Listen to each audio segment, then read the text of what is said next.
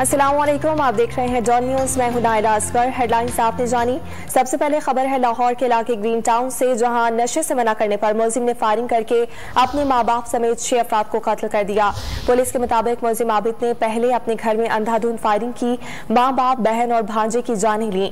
मुलजिम इसके बाद ससुराल गया और वहां भी गोलियां बरसाकर खाला, सास और ससुर को कत्ल कर दिया। पुलिस ने मुलजिम को गिरफ्तार कर लिया है। वाकये की मजीद तफ्तीश जारी है।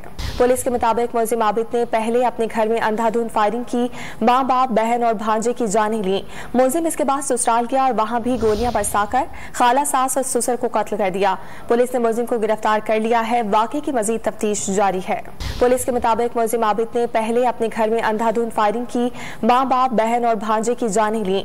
मुलजिम इसके बाद ससुराल गया और वहां भी गोलियां बरसाकर खाला, सास और ससुर को कत्ल कर दिया।